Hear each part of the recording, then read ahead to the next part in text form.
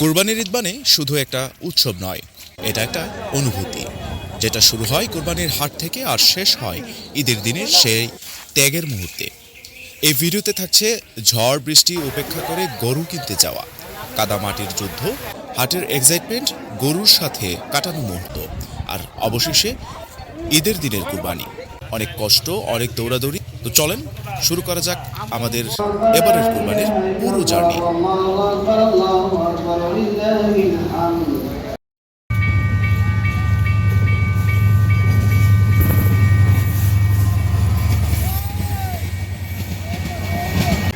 আসসালামু আলাইকুম সবাইকে। সবাই কেমন আছেন? আশা করি সবাই ভালো আছেন এবং সুস্থ আছেন।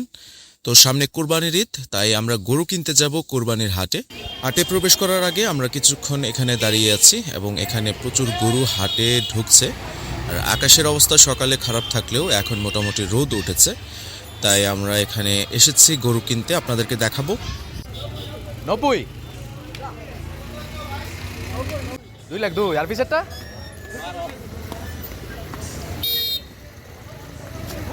আমাদের এই এলাকার হাটের নাম হচ্ছে গঙ্গাসাগর দিঘির পাড়ের হাট এবং এখানে প্রতি বছর হাট বসে এবং হাটের পরিবেশটা আসলেই অসাধারণ। একটা প্রাকৃতিক পরিবেশে এই হাট বসে এবং এখানে প্রচুর মানুষের সমাগম হয়।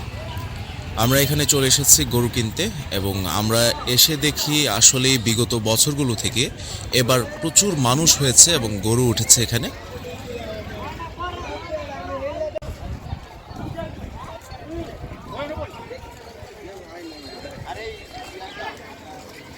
তো আস্তে আস্তে আমরা হাটে প্রবেশ করছি এবং আপনাদেরকে দেখাবো কিভাবে আমরা গরু কিনবো আর গরুর দাম কেমন, দরদাম করে আমরা কতটুকু গরু কিনতে পেরেছি সবকিছু থাকবে। তো চলুন আপনাদেরকে নিয়ে যাই গরুর হাটে।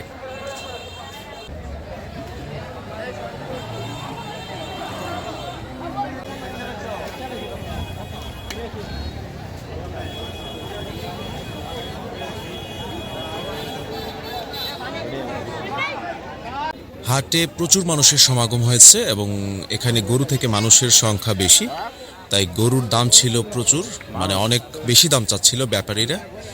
তাই আমরা একটু ঘুরে ঘুরে দেখছিলাম গরু। এই গরুটার দাম চেয়েছে 1,20,000 টাকা। আমরা কিছুক্ষণ এটা দেখে তারপর অন্য জায়গায় চলে গেছি অন্য গরু দেখার জন্য।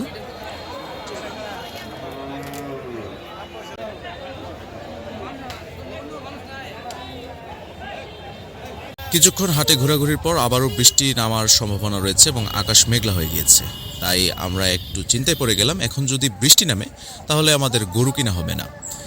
বলতে না বলতেই বৃষ্টি শুরু হয়ে গেছে আর আমরা এমন একটা জায়গায় দাঁড়িয়ে আছি, আপনাদেরকে দেখাই। দেখেন, এই যে এমন একটা জায়গায় দাঁড়িয়ে আছি, এখানে প্রচুর মানুষ একসাথে জড়ো হয়ে আছে। আমি একদম চিপার মধ্যে আটকে গেছি, প্রচুর মানুষ। আর এখানে ওইরকম কোনো ব্যবস্থা না থাকায় আসলে এই হাসিল ঘরের সামনেই সবাই একসাথে জটলা বেঁধে গেছে বৃষ্টির কারণে। আর জটলা বেঁধেও কোনো লাভ হয় নাই, সবার শরীরই মোটামুটি ভিজে গেছিল, কারণ প্রচণ্ড পরিমাণের ঝড় আর বাতাস ছিল তখন।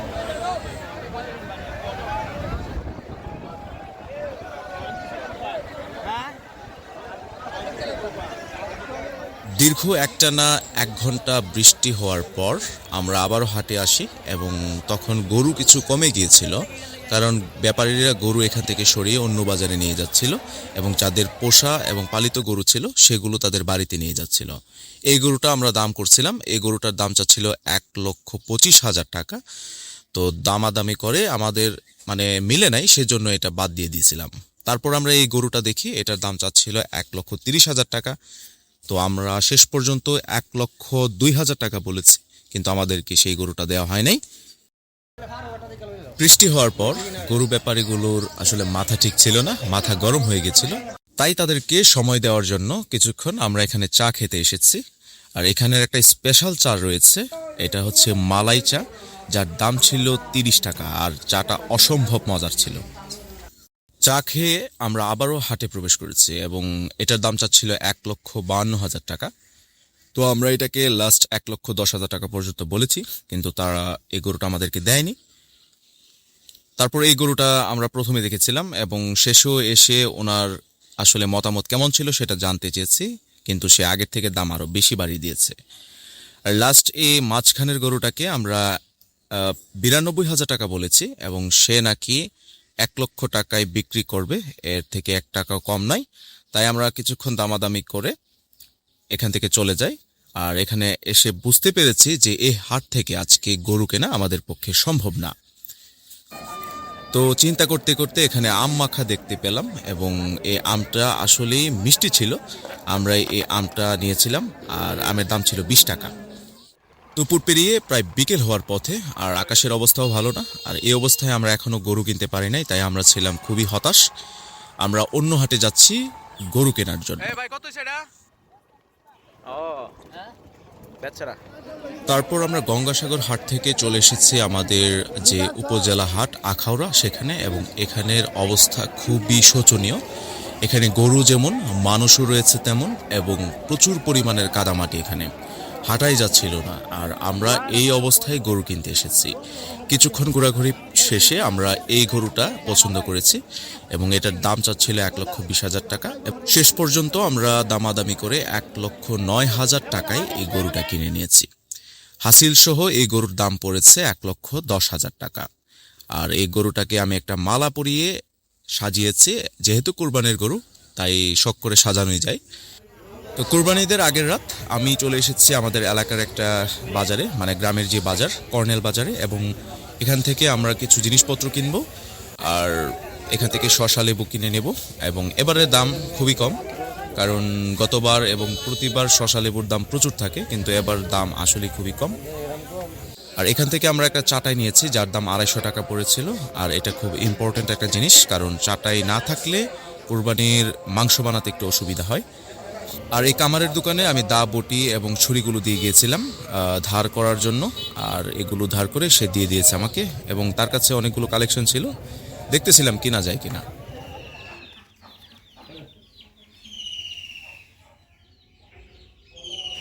ঈদ মোবারক সবাইকে। আজকে ঈদের দিন, সকাল প্রায় 6:30 আমরা আমাদের গরুটাকে বের করেছি এবং এটাকে গোসল করাতে হবে। গোসল করিয়ে পরিষ্কার করে তারপর আমরা নামাজে যাব।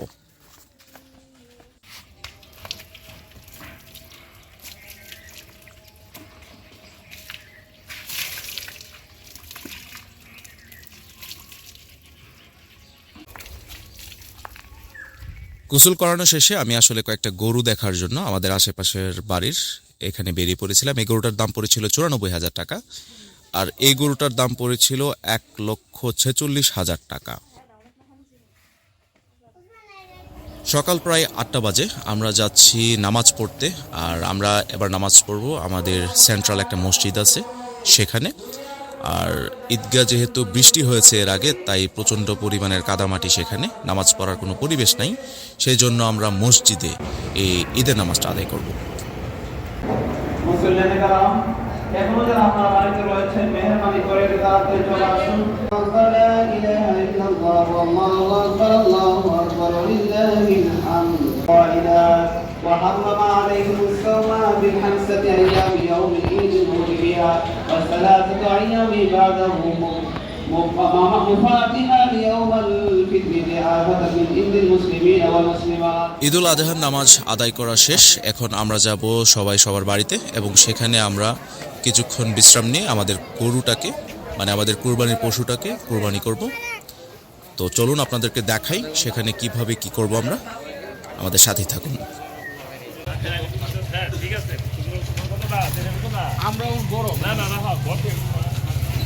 প্রতিবারের মতো এবারও আমি আমাদের কুরবানির গরুটাকে জবাই করব। আর আমাদের বাসার সামনে পর্যাপ্ত পরিমাণ জায়গা না থাকায় আমাদের বাসার পাশে যে চাচা, ওনার উঠোনে নিয়ে এসেছি গরুটাকে জবাই করব। এবং এখান থেকে জবাই করার শেষে আমাদের ওখানে নিয়ে কাটাকুটি, তারপর বিভিন্ন প্রসেসিং সেগুলো করা হবে।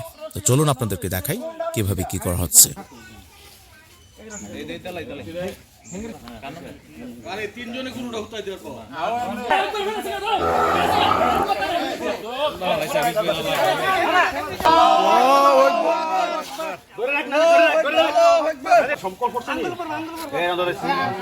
আমাদের গরু কুরবানি করা শেষে আশেপাশের প্রতিবেশীদের কিছু গরু মহিষ ছিল, সেগুলো দেখব কিভাবে কুরবানি করে। তার সাথে চলুন আপনাদেরকেও দেখাই তারা কিভাবে কি করছে।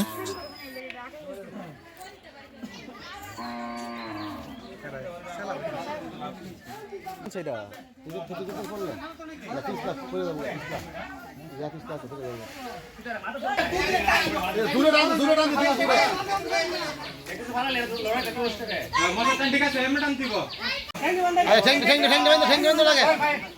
তো বৃষ্টি আসার সম্ভাবনা রয়েছে, তাই আমরা এখানে আমাদের যে চাটাই আর এখানে পলিথিন ছিল সেগুলো বিছিয়ে একটা জায়গা তৈরি করব কোরবানির কাটাকুটি করার জন্য।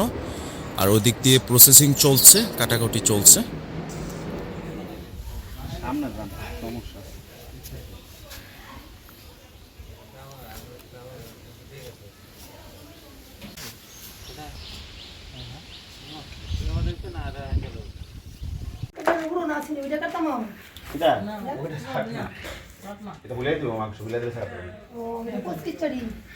আমাদের কাজ মোটামুটি শেষ, এখন প্রায় দুপুর হয়ে গেছে। আমরা এখন মাংস গরিবদের মাঝে বিলিয়ে দেব এবং আমরা আমাদের বাসায় নিয়ে কিছু রান্না বান্না করব।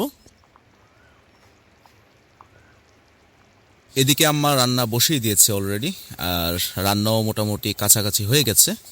তো অনেকক্ষণ পরিশ্রম এবং কাজ করা শেষে আমাদের এখন খাওয়ার পালা। তো এই ছিল আমাদের আজকের ভিডিও আর আমাদের কুরবানি 2026-এর সম্পূর্ণ ভিডিও। তো কেমন লেগেছে ভিডিওটি অবশ্যই আমাদেরকে কমেন্টে জানাবেন। চ্যানেলটিকে সাবস্ক্রাইব করা না থাকলে আমাদের চ্যানেলটিকে সাবস্ক্রাইব করে দেবেন। দেখা হবে নেক্সট কোনো ভিডিওতে। সে পর্যন্ত সবাই ভালো থাকবেন এবং সুস্থ থাকবেন। সবাইকে ধন্যবাদ জানিয়ে শেষ করছি। আল্লাহ হাফিজ।